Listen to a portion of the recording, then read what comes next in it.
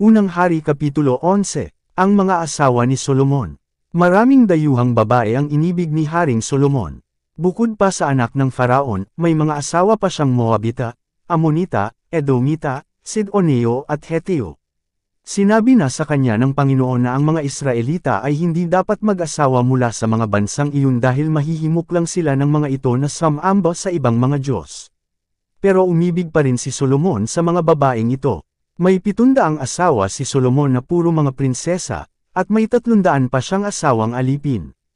Ang mga asawa niya ang nagpalayo sa kanya sa Diyos. Nang matanda na siya, nahimak siya ng kanyang mga asawa na sumamba sa ibang mga Diyos. Hindi na naging maganda ang relasyon niya sa Panginoon na kanyang Diyos, hindi tulad ng ama niyang si David. Sumamba siya kay Ashtoreth, ang dayosa ng mga Sidoneo at kay Molech, ang kasuklam-suklam na Diyos ng mga Amonita. Sa pamamagitan nito, nakagawa si Solomon ng masama sa paningin ng Panginoon. Hindi siya sumunod ng buong katapatan sa Panginoon, hindi tulad ng ama niyang si David. Nagpagawa si Solomon ng sambihan sa matataas na lugar, sa bandang silangan ng Jerusalem, para kay Chemosh, ang kasuklam-suklam na Diyos ng mga Moabita. Nagpagawa rin siya ng sambihan para kay Molech, ang kasuklam-suklam na Diyos ng mga Amonita. Nagpagawa rin siya ng simbahan ng mga Diyos-dayosan ng lahat ng asawa niyang dayuhan at doon sila nagsusunog ng mga insenso at naghahandog para sa mga Diyos-dayosan nila. Nagalit ang Panginoon kay Solomon dahil tinalikuran niya ang Panginoon, ang Diyos ng Israel, na nagpakita sa kanya ng 2 beses. Kahit binalaan na niya si Solomon na huwag sumunod sa ibang mga Diyos, hindi pa rin sumunod si Solomon sa kanya. Kaya sinabi ng Panginoon kay Solomon, dahil hindi mo tinupad ang ating kasunduan at ang mga utos ko, kukunin ko sa iyo ang kaharian mo at ibibigay ko sa isa sa mga lingkod mo. Pero dahil sa iyong amang si David hindi ko ito gagawin habang buhay ka pa. Gagawin ko ito sa panahon ng paghahari ng iyong anak. Pero hindi ko kukunin ang buong kaharian sa kanya, magtitira ako ng isang angkan alang-alang sa aking lingkod na si David at dahil sa Jerusalem na aking hinirang na lungsod. Ang mga kaaway ni Solomon. Pinahintulutan ng Panginoon na may kumalaban kay Solomon. Siya ay si Hadad na taga-Edom, na mula sa angkan ng isa sa mga hari ng Edom. Noong una, nang nakipaglaban si David sa Edom, si Joab na commander ng mga sundalo ni David ay pumunta roon sa Edom para ilibing ang mga namatay sa labanan. At nang naroon na siya, pinatay niya at ng mga tauhan niya ang lahat ng lalaki sa Edom. 6 na buwan silang nanatili roon. Hindi sila umalis hanggang sa mapatay nila ang lahat ng mga lalaki roon. Pero si Hadad, na bata pa noon ay tumakas papunta sa Ehipto kasama ng ibang mga opisyal na taga-Edom na naglingkod sa kanyang ama. Umalis sila sa Midian at pumunta sa Paran. At kasama ng ibang mga taga-Paran, pumunta sila sa Ehipto at nakipagkita sa Faraon, ang hari ng Ehipto. Binigyan ng hari si Hadad ng bahay, lupa at pagkain. Nagustuhan ng Faraon si Hadad, kaya ibinigay niya ang hipag niya kay Hadad para maging asawa nito, kapatid ito ng kanyang asawang si Reyna Tapnes.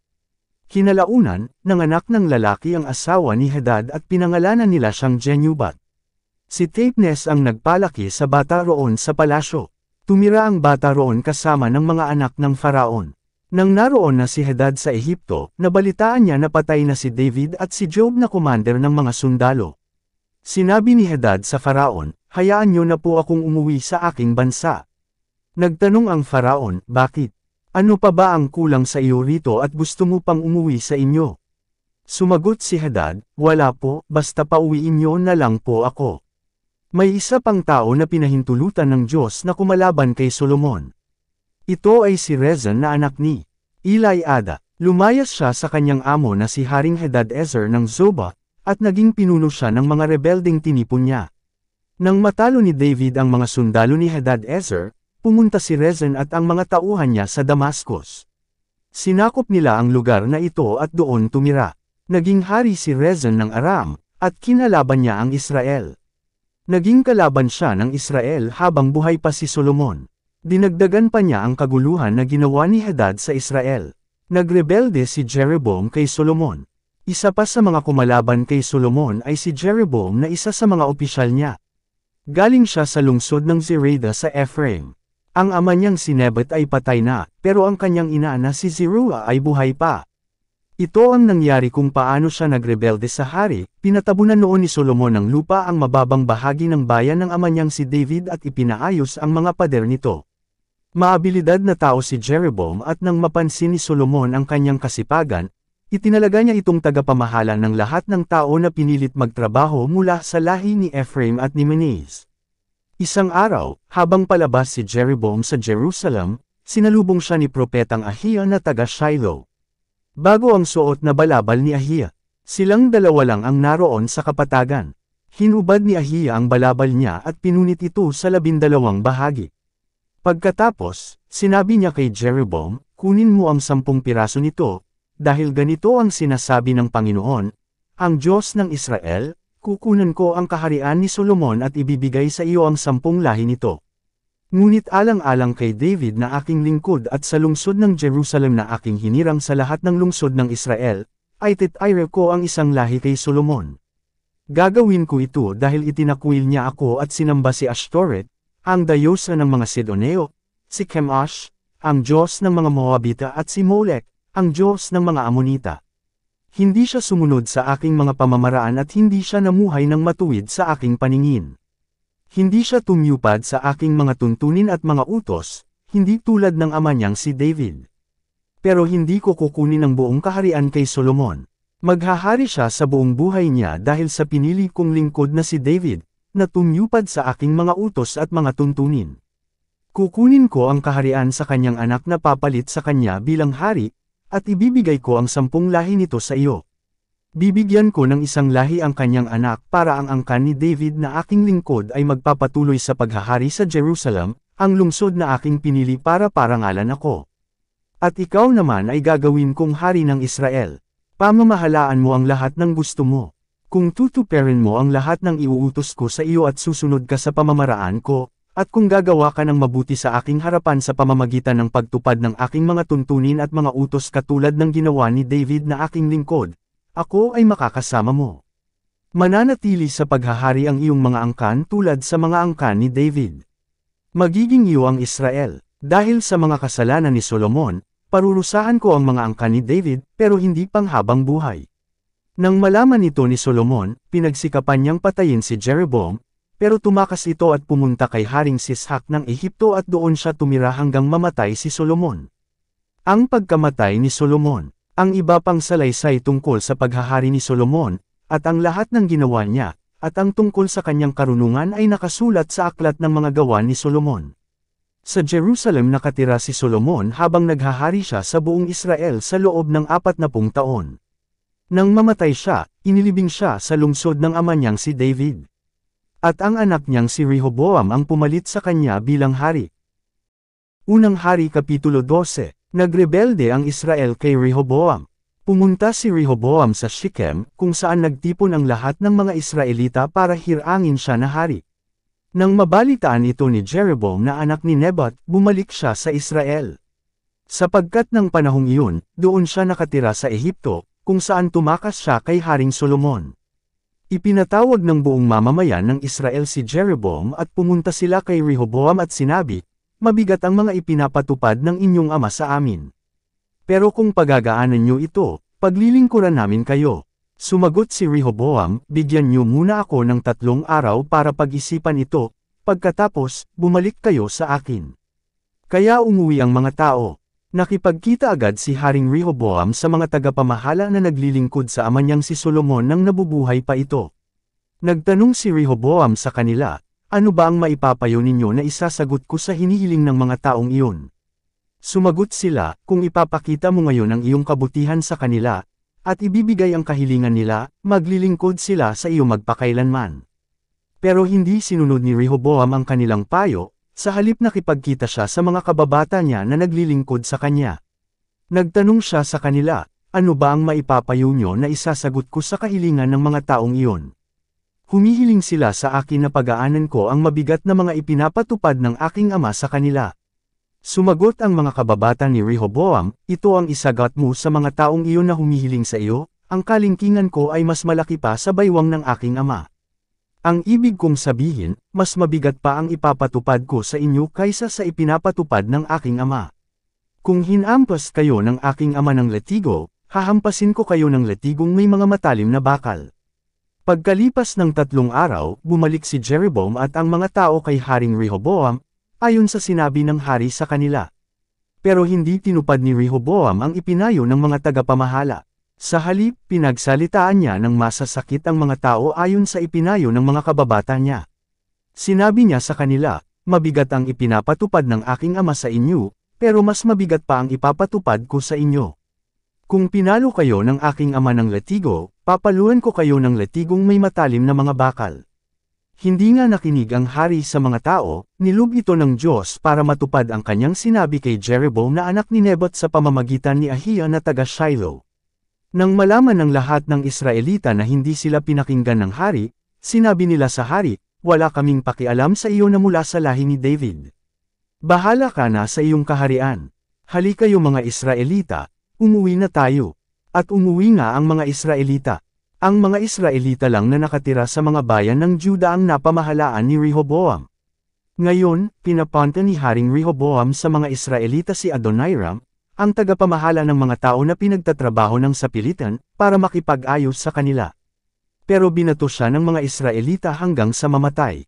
Nagmamadaling sumakay si Rehoboam sa kanyang karwahe at tumakas papunta sa Jerusalem. Hanggang ngayon, nagre-rebelde ang mga Israelita sa mga angkan ni David. Nang mabalitaan ng lahat ng mga Israelita na nakauwi na si Jeroboam, ipinatawag nila siya sa isang pagtitipon at ginawa nila siyang hari sa buong Israel.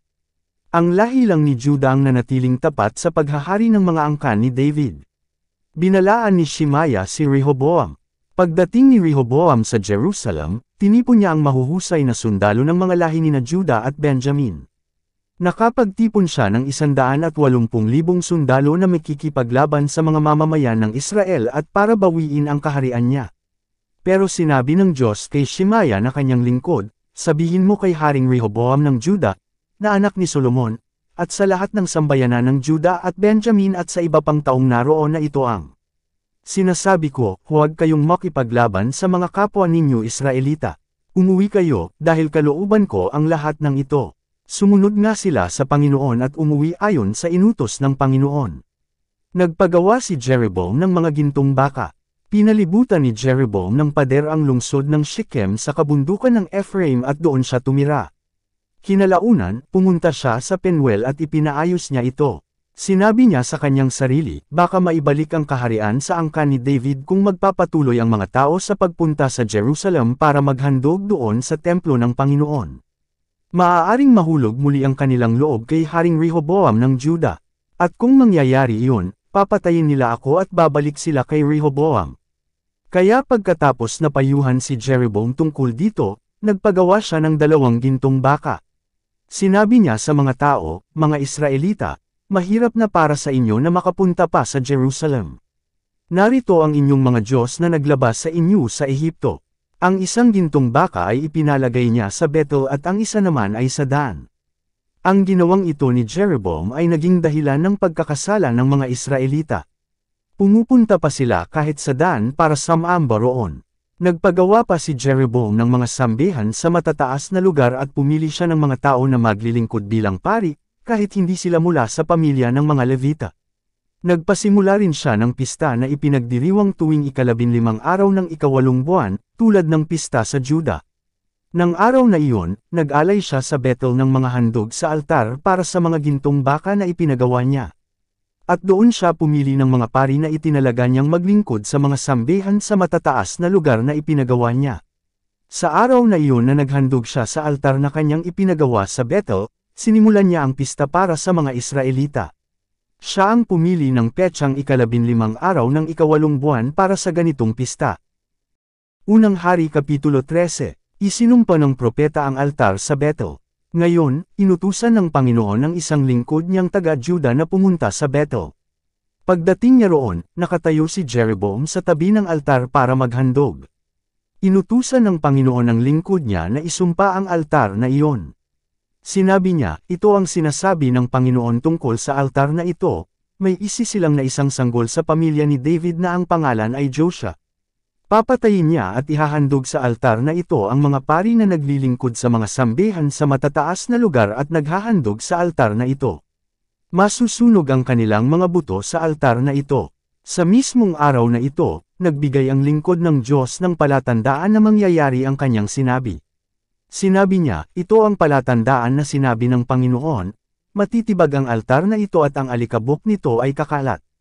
Nang marinig ito ni Haring Jeroboam, itinuro niya ang lingkod ng Diyos at sinabi, hulihin ninyo siya. Pero bigla na lang nanigas ang kamay ng hari, kaya hindi na niya maibaba ang kanyang kamay. Pagkatapos, natibag ang altar at ang alikabok nito ay kumalat, ayon sa palatandaang sinabi ng lingkod ng Diyos na ipinahayag sa kanya ng Panginoon. Pagkatapos, sinabi ng hari sa lingkod ng Diyos, ipanalangin mo ako sa Panginoon na iyong Diyos na pagalingin niya ang kamay ko. Kaya nanalangin ang lingkod ng Diyos sa Panginoon at gumaling ang kamay ng hari. Muling sinabi ng hari sa lingkod ng Diyos, halika sa bahay at kumain, at bibigyan kita ng regalo. Pero sumagot ang lingkod ng Diyos, kahit ibigay pa po ninyo sa akin ang kalahati ng ari-arian ninyo, hindi ako sasama sa inyo o kakain iinom man sa lugar na ito. Sapagkat inutusan po ako ng Panginoon na huwag akong kumain ni uminom habang nandito ako, at sa pag-uwi ko ay hindi ako dapat dumaan sa dinaanan ko papunta rito. Kaya ibang daan ang dinaanan niya nang umuwi siya. Nang panahong iyon, may isang matandang propeta na nakatira sa Bethel. Pinuntahan siya ng kanyang mga anak na lalaki at ibinalita ang lahat ng ginawa ng lingkod ng Diyos noong araw na iyon sa Bethel. Ibinalita rin nila sa kanya kung ano ang sinabi ng lingkod ng Diyos sa hari. Nagtanong ang kanilang ama, saan siya dumaan pa uwi. At sinabi nila kung saan siya dumaan. Pagkatapos, sinabi ng kanilang ama sa kanila, ihanda ninyo ang asno para sa akin.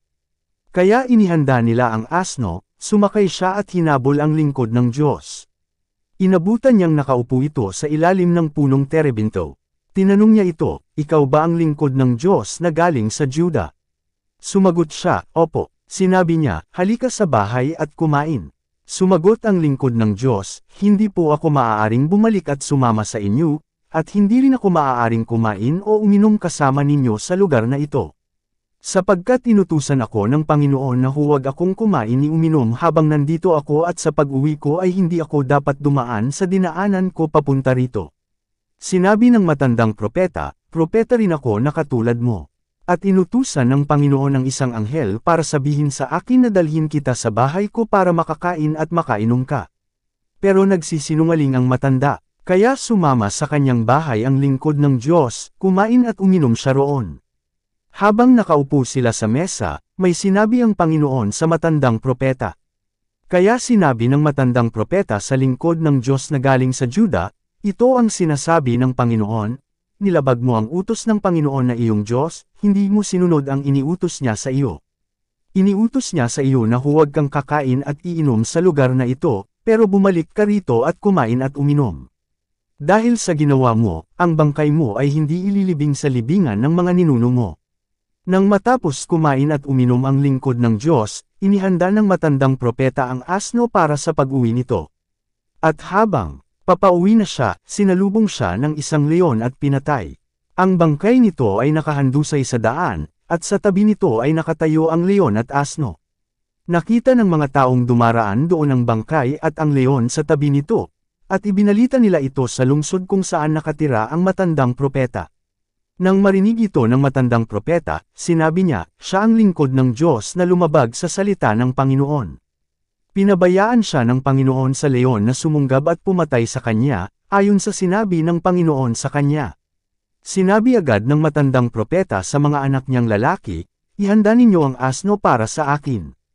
At inihanda nila ito. Umalis siya, at nakita niya ang bangkay na nakahandusay sa daan, at ang leon at asno na nakatayo sa tabi nito.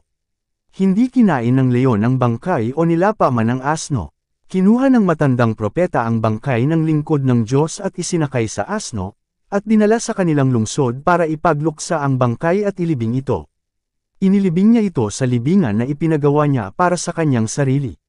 Lubha silang nalungkot sa pagkamatay ng lingkod ng Diyos. Matapos siyang mailibing, sinabi ng matandang propeta sa mga anak niyang lalaki, kapag namatay ako, ilibing ninyo ako sa pinaglibingan ng lingkod ng Diyos, at pagtabihin ninyo kami. Dahil ang mga salita na sinabi ng Panginoon sa kanya tungkol sa altar sa Bethel at sa mga sambihan sa matataas na lugar sa Samaria ay siguradong matutupad. Kahit nangyari ang mga ito, hindi pa rin nagbago si Jeroboam sa kanyang pag-uugali. Pumili pa rin siya ng mga taong maglilingkod bilang mga pari sa mga sambihan sa matataas na lugar. Ang sinumang gustong maglingkod bilang pari ay inordinahan niya. Ang ginawang ito ni Jeroboam ay naging dahilan ng pagkakasala ng sambahayan niya at naghatid sa kanila ng pagkatalo at kapahamakan. Unang Hari Kapitulo 14. Ang sinabi ni Propeta Ahiya laban kay Jeroboam. Nang panahong iyon, nagkasakit ang anak na lalaki ni Jeroboam na si Abijah. Kaya sinabi ni Jeroboam sa asawa niya, "Pumunta ka sa Shiloh, magbalat kayo ka para walang makakilala sa iyo na asawa kita." Naroon si Ahiya, ang propeta na nagsabi sa akin na magiging hari ako ng Israel. Pumunta ka sa kanya at magdala ng mga regalo na 10 tinapay, mga pagkain, at 110 pulot dahil sasabihin niya sa iyo kung ano ang mangyayari sa anak natin. Kaya pumunta ang asawa ni Jeroboam sa bahay ni Ahiya sa Shiloh. Matanda na si Ahiya at hindi na makakita. Pero sinabi ng Panginoon kay Ahiya, "Papunta rito ang asawa ni Jeroboam na nagbalat kayo para hindi makilala. Magtatanong siya sa iyo tungkol sa anak niyang may sakit, at sagutin mo siya nang sasabihin ko sa iyo." Nang marinig ni Ahiya na papasok siya sa pintuan, sinabi ni Ahiya, "Halika, pumasok ka. Alam kong asawa ka ni Jeroboam. Bakit ka nagbabalat kayo? May masamang balita ako sa iyo. Umuwi ka at sabihin mo kay Jeroboam na ito ang sinasabi ng Panginoon, ang Diyos ng Israel, ikaw ang pinili ko sa lahat ng tao para gawing pinuno ng mga mamamayan kong Israelita. Kinuha ko ang kaharian sa pamilya ni David at ibinigay sa iyo. Pero hindi ka katulad ni David na lingkod ko. Tinupad niya ang mga utos ko, sumunod siya sa akin ng buong puso, at gumawa ng matuwid sa aking paningin. Mas masama ang ginawa mo kaysa sa ginawa ng mga pinunong nauna sa iyo. Itinakwil mo ako at ipinagpalit sa pamamagitan ng pagpapagawa ng mga Diyos-Diyos ang gawa sa metal. Dahil dito, padadalhan ko ng kapahamakan ang sambahayan mo. Papatayin ko ang lahat ng lalaki, alipin man o hindi. Wawasakin ko ng lubusan ang sambahayan mo tulad ng dumi na sinunog at walang natira. Ang mga miyembro ng sambahayan mo na mamamatay sa lungsod ay kakainin ng mga aso, at ang mamamatay sa bukid ay kakainin ng mga ibon. Mangyayari ito dahil ako, ang Panginoon, ang nagsabi nito. Pagkatapos, sinabi ni Ahiya sa asawa ni Jeroboam, "Umuwi ka na sa inyo. Pagdating mo sa inyong lungsod, mamamatay ang iyong anak. Ipagluluksa siya ng buong Israel at ililibing. Siya lang sa sambahayan ni Jeroboam ang maililibing ng maayos, dahil siya lang sa sambahayan ni Jeroboam ang kinalugdan ng Panginoon, ang Diyos ng Israel. At sa panahong ito, maglalagay ang Panginoon ng hari sa Israel na siyang gigiba sa sambahayan ni Jeroboam. Parurusahan ng Panginoon ng Israel hanggang sa manginig ito tulad ng talahib na humahapay-hapay sa agos ng tubig. Aalisin niya sila sa magandang lupaing ito, na ibinigay niya sa kanilang mga ninuno, at pangangalatin sila sa unahan ng ilog ng Euphrates dahil ginalit nila siya nang gumawa sila ng mga posting simbolo ng Diyos ang si Asherah. Pababayaan niya sila dahil sa mga kasalanan ni Jeroboam, na naging dahilan ng pagkakasala ng mga taga-Israel. Pagkatapos, umuwi ang asawa ni Jeroboam sa Tirzah. Pagdating niya sa pintuan ng bahay nila, namatay agad ang kanyang anak. Ipinagluksa ng buong Israel ang kanyang anak at inilibing nila ito, ayon nga sa sinabi ng Panginoon sa pamamagitan ng kanyang lingkod na si Propeta Ahiya. Ang iba pang salaysay tungkol sa paghahari ni Jeroboam, pati na ang kanyang pakikipaglaban ay nakasulat sa aklat ng kasaysayan ng mga hari ng Israel. Naghari si Jeroboam sa Israel sa loob ng 22 taon. Nang mamatay siya, ang anak niyang si Nadab ang pumalit sa kanya bilang hari. Ang paghahari ni Rehoboam sa Juda. Si Rehoboam na anak ni Solomon ang hari sa Juda, 41 taong gulang siya nang maging hari. Naghari siya sa loob ng 17 taon sa Jerusalem, ang lungsod na pinili ng Panginoon sa lahat ng lahi ng Israel, kung saan pararangalan siya. Ang ina ni Rehoboam ay si Naamah na taga-Ammon. Gumawa ng kasamaan ng mga mamamayan ng Juda sa paningin ng Panginoon, at mas matindi pa ang galit ng Panginoon sa kanila kaysa sa kanilang mga ninuno, dahil mas matindi ang mga kasalanan nila. Gumawa rin sila ng mga sambihan sa matataas na lugar at mga alaalang bato. At nagpatayo sila ng mga posting simbolo ng Diyos ang si Asherah sa ibabaw ng bawat burol at sa lilim ng bawat malalagang punong kahoy. Bukod pa rito, may mga lalaki at babaeng bayaran sa lugar na pinagsasambahan nila. Gumawa ang mga mamamayan ng Juda ng lahat ng kasuklam-suklam na mga bagay na ginawa ng mga bansang pinalayas ng Panginoon sa pamamagitan ng mga Israelita. Nang ikalimang taon ng paghahari ni Rehoboam, nilusob ni Haring Shisak ng Ehipto ang Jerusalem. Kinuha niya ang mga kayamanan sa templo ng Panginoon at sa palasyo. Kinuha niya ang lahat, pati na rin ang lahat ng pananggalang na ginto na ipinagawa ni Solomon. Kaya nagpagawa si Haring Rehoboam ng mga pananggalang na tanso na kapalit ng mga ito, at ipinamahala niya ito sa mga opisyal ng mga gwardya na nagbabantay sa pintuan ng palasyo. At kapag pupunta ang hari sa templo ng Panginoon, sasama sa kanya ang mga tagapagbantay na dala ang mga pananggalang na ito, at pagkatapos, ibabalik din nila ito sa kanilang kwarto. Ang iba pang salaysay tungkol sa paghahari ni Rehoboam, at ang lahat ng ginawa niya ay nakasulat sa aklat ng kasaysayan ng mga hari sa Juda. Palaging naglalaban sila Rehoboam at Jeroboam. Nang mamatay si Rehoboam, inilibing siya sa libingan ng mga ninuno niya sa lungsod ni David. Ang ina ni Rehoboam ay si Naamah na taga-Ammon, at ang anak niyang si Abijah ang pumalit sa kanya bilang hari. Unang Hari Kapitulo 15, Ang paghahari ni Abijah sa Juda. Noong ika-18 taon ng paghahari sa Israel ni Jeroboam na anak ni Nebat, naging hari naman ng Juda si Abijah. Sa Jerusalem tumira si Abijah, at naghari siya sa loob ng 3 taon. Ang ina niya ay si Maaka na apo ni Absalom. Ginawa rin niya ang lahat ng kasalanan na ginawa ng kanyang ama. Hindi naging maganda ang relasyon niya sa Panginoon na kanyang Diyos, hindi tulad ni David na kanyang ninuno. Pero dahil kay David, nilob ng Panginoon na kanyang Diyos, na patuloy na magmumula sa ang kanya ang maghahari sa Jerusalem sa pamamagitan ng pagbibigay sa kanya ng anak na papalit sa kanyang trono upang pangunahan at patatagin ang Jerusalem. Dahil ginawa ni David ang matuwid sa paningin ng Panginoon, at noong nabubuhay pa siya, hindi siya sumuwi sa utos ng Panginoon, maliban lang sa ginawa niya kay Uriah na Heteo. Gayunpaman, palagi pa ring naglalaban sina Rehoboam at Jeroboam. At nang huli, sina Abijah naman at Jeroboam ang naglaban. Ang iba pang salaysay tungkol sa paghahari ni Abijah, at ang lahat ng ginawa niya ay nakasulat sa aklat ng kasaysayan ng mga hari ng Juda. Nang mamatay si Abijah, inilibing siya sa lungsod ni David. At ang anak niyang si Asa ang pumalit sa kanya bilang hari. Ang paghahari ni Asa sa Juda. Naging hari ng Juda si Asa noong ika-20 taon ng paghahari ni Jeroboam sa Israel. Sa Jerusalem tumira si Asa at naghari siya sa loob ng 41 taon. Ang lola niya ay si Maaka na apo ni Absalom. Matuwid ang ginawa ni Asa sa paningin ng Panginoon, katulad ni David na kanyang ninuno. Pinalayas niya sa Juda ang mga lalaki at babaeng nagbebenta ng aliw sa mga lugar na pinagsasambahan nila, at ipinatanggal ang lahat ng Diyos-Diyos ang ipinagawa ng kanyang mga ninuno. Pati ang lola niyang si Maaka ay inalis niya sa pagkarina dahil nagpagawa ito ng kasuklam-suklam na posting simbolo ng Diyos ang si Asher. Ipinaputol ni Asa ang mga simbolong ito at ipinasunog sa lambak ng Kidron. Kahit hindi nawala ang mga sambihan sa matataas na lugar, nanatili pa rin siyang tapat sa Panginoon sa buong buhay niya. Dinala niya sa templo ng Panginoon ang mga pilak, ginto at ang iba pang mga bagay na inihandog niya, at ng kanyang ama sa Panginoon. Sa buong paghahari nila, palaging naglalaban sina Asa at Baasha na hari ng Israel. Nilusob ni Haring Baasha ng Israel ang Juda, at pinalibutan niya ng pader ang Rama para walang makalabas o makapasok sa teritoryo ni Haring Asa ng Juda. Pinagkukuha ni Asa ang lahat ng pilak at ginto na naiwan sa mga bodega ng templo ng Panginoon at sa kanyang palasyo.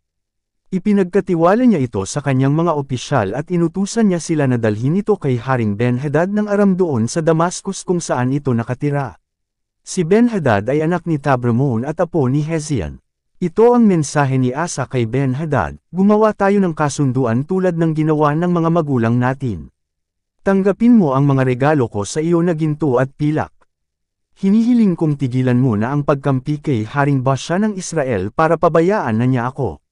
Pumayag si Ben-Hadad sa kahilingan ni Haring Asa, at inutusan niya ang mga komander ng kanyang sundalo na lusubin ang mga bayan ng Israel. Nasakop nila ang Ishan, Dan, Abel-Bet-Maaka, ang buong Kinneret at ang buong Naphtali. Nang mabalitaan ito ni Baasha, pinahinto niya ang pagpapatayo ng pader sa Rama, at bumalik siya sa Tirzah. Pagkatapos, nag-utos si Haring Asa sa lahat ng taga-Juda na kunin ang mga bato at mga troso na ginamit ni Baasha sa pagpapatayo ng pader ng Rama. At ginamit naman ito ni Haring Asa sa pagpatayo ng pader ng Geba sa Benjamin at ng Mispa. Ang iba pang salaysay tungkol sa paghahari ni Asa, at ang kanyang mga tagumpay at ang lahat ng kanyang mga ginawa, pati na ang mga lungsod na ipinatayo niya ay nakasulat sa aklat ng kasaysayan ng mga hari ng Juda. Nang matanda na si Asa, nagkasakit siya sa paa. At nang mamatay siya, inilibing siya sa libingan ng mga ninuno niya sa lungsod ng kanyang ninunong si David. At ang anak niyang si Jehoshaphat ang pumalit sa kanya bilang hari. Ang paghahari ni Nadab sa Israel. Naging hari ng Israel si Nadab na anak ni Jeroboam noong 2 taon ng paghahari ni Asa sa Juda. Naghari si Nadab sa Israel sa loob ng 2 taon. Masama ang ginawa niya sa paningin ng Panginoon. Sumunod siya sa pamumuhay ng kanyang ama at sa kasalanang ginawa nito, na naging dahilan ng pagkakasala ng mga Israelita. Ngayon, si Baasha na anak ni Ahiya, na mula sa lahi ni Isakar ay nagbalak ng masama laban kay Nadab. Ipinapatay ni Baasha si Nadab habang sinasalakay ni Nadab at ng buong Israel ang Gibeton, na isang bayan ng mga Filisteo. Ang pagpatay ni Baasha kay Nadab ay nangyari noong 3 taon ng paghahari ni Asa sa Juda. At si Baasha ang pumalit kay Nadab bilang hari. Nang magsimulang maghari si Baasha, pinagpapatay niya ang buong pamilya ni Jeroboam, hindi siya nagtira kahit isa. Nangyari ito ayon sa sinabi ng Panginoon sa pamamagitan ng kanyang lingkod na si Ahiya na taga Shiloh. Dahil nagalit ang Panginoon, ang Diyos ng Israel, kay Jeroboam sa mga kasalanang ginawa niya, na naging dahilan ng pagkakasala ng mga Israelita. Ang iba pang salaysay tungkol sa paghahari ni Nadab, at ang lahat ng ginawa niya ay nakasulat sa aklat ng kasaysayan ng mga hari ng Israel. Sa buong paghahari nila, palaging naglalaban sina Asa at Baasha. Ang paghahari ni Baasha sa Israel. Naging hari ng Israel si Baasha na anak ni Ahiya noong 3 taon ng paghahari ni Asa sa Juda. Sa Tirzah tumira si Baasha, at naghari siya roon sa loob ng 24 na taon. Masama ang ginawa niya sa paningin ng Panginoon.